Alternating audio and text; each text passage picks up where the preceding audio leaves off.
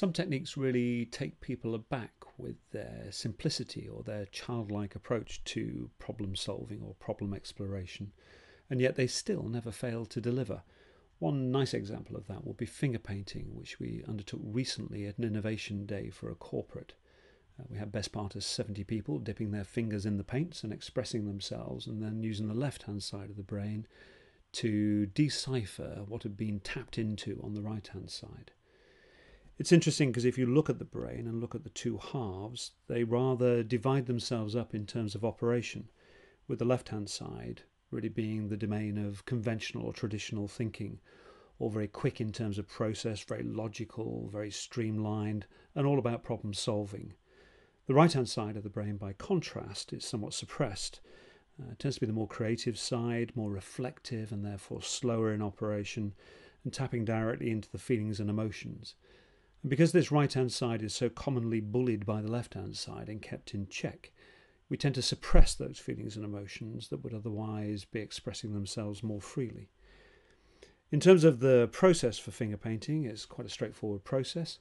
Presented with a blank piece of A3 paper and a set of finger paints, it's traditional for the individual to stare blankly at the paper for the best part of 3 or 4 minutes, wondering how on earth they got into this position. You then dip into the finger paints and start expressing, and whatever the issue might be, the individual is encouraged just to freeform express themselves through finger painting, what their thoughts, what their feelings, what their emotions might be around that particular issue.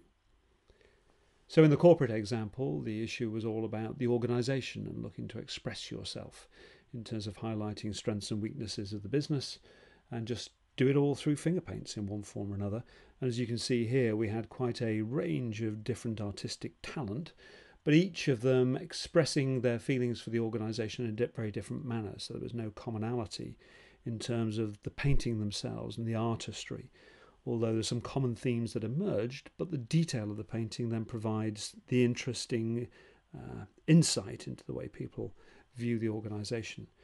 One really neat example was shown here, which is a quite delightful piece of artwork, I think.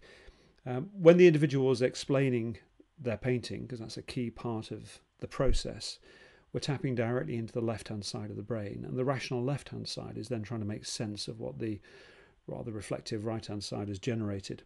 And the explanation here was that each colour represents a different person in the organisation, but as you can see, it's all integrated into a whole. And it's interesting because you often find a reveal, and the particular reveal here in the process was that as the lady was explaining her work logically using the left-hand side, she identified that the overlap between the individuals, where there's an interaction between two individuals of different colours, they generate a different colour, which represents a different personality, if you like. So each interaction between two individuals has their own unique personality that adds value, adds colour, adds depth to the organisation, which is quite a beautiful thought in many ways. And really that's the magic of the technique, that you can get insights that you would never otherwise get by a wholly left brain logical process.